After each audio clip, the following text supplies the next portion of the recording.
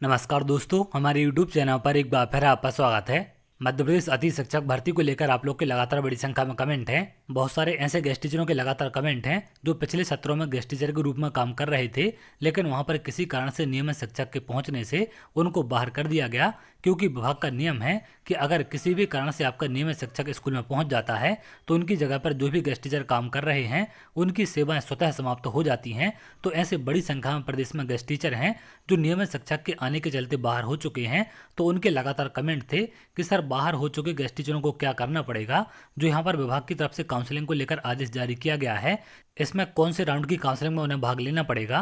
पहले राउंड की जो गेस्ट टीचर की काउंसलिंग है और दूसरे राउंड की जो नॉन गेस्ट टीचर की काउंसलिंग है, इन दोनों में से किस राउंड की काउंसलिंग में भाग लेंगे, तो इन सब के बारे में एक एक करके आगे हम बात करेंगे। इसके साथ साथ कुछ अभ्यर्थियों के ऐसे भी कमेंट हैं जो पहले से गेस्ट टीचर के रूप में काम कर रहे हैं कि सर, जो पूर्व से गेस्ट टीचर हैं क्या उनको वही स्कूल मिलेगा जिसमें वो पहले से काम कर रहे थे। तो इन सब के बारे में एक एक करके आगे हम बात करते हैं। तो सबसे पहले हम बात करें कि जो पहले से गेस्ट टीचर के रूप में काम कर रहे हैं क्या उनको सेम स्कूल मिलेगा या फिर नहीं मिलेगा जहां पर वो पहले से गेस्ट टीचर के रूप में काम कर रहे थे। तो यहाँ पर जो विभाग की तरफ से आदेश आपको जारी किया गया है, इसमें सबसे पहले आपके पदों की संख्या को अपडेट कराया गया है। जो लॉन्ग टर्म वैकेंसी हैं उनको अपडेट करने का काम शाला प्रभारी को दिया गया है। लॉन्ग टर्म वैकेंसी का मतलब क्या होता है, इसके बारे में आपको पिछली वीडियो में जानकारी दे चुका हूँ। जो आपकी फ्रेश वैकेंसी होती है वो आपकी लॉन्ग टर्म वैकेंसी कहलाती है।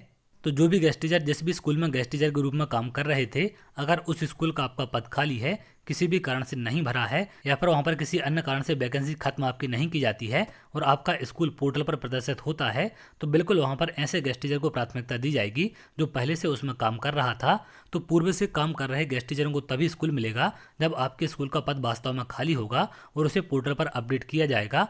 तो बिल्कुल आपको यथावत स्कूल मिल सकता है, इसमें किसी प्रकार की शंका नहीं है। लेकिन यदि आपके स्कूल में कोई नियमित शिक्षक आ चुका है या फिर किसी अन्य कारण से वहां पर पद की आवश्यकता नहीं है तो आपको वो स्कूल नहीं मिल पाएगा। अब अगर आप लोग उस स्कूल से बाहर हो जाते हैं या फिर किसी अन्य कारण से आपको बाहर कर दिया जाता है तो आपको आगे क्या करना पड़ेगा। तो जो आपकी यहाँ पर सेकंड राउंड की काउंसलिंग है इसमें आपको पार्टिसिपेट करना पड़ेगा, क्योंकि यहाँ पर जो फर्स्ट राउंड की काउंसलिंग है ये सिर्फ आपकी गेस्ट टीचर के लिए है जो पहले से गेस्ट टीचर के रूप में काम कर रहे थे। प्राथमिकता के आधार पर पहले उनकी ज्वाइनिंग कराई जाएगी।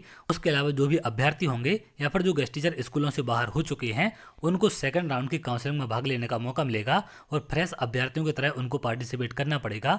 सिर्फ गेस्ट टीचरों को इतना फायदा मिलेगा, जो उनके अनुभव के अंक होते हैं वो स्कोर कार्ड में ऐड हो जाएंगे और उसके आधार पर उनकी काउंसलिंग कराई जाएगी। इसके अलावा कोई भी बेनिफिट उनको नहीं दिया जाएगा। फ्रेश अभ्यर्थियों के साथ काउंसलिंग में उनको पार्टिसिपेट करना पड़ेगा। तो इन दोनों चीज़ों से आपके दोनों डाउट क्लियर हो चुके हैं। सबसे पहला जो डाउट था कि जो बाहर हो चुके हैं उनको क्या करना पड़ेगा।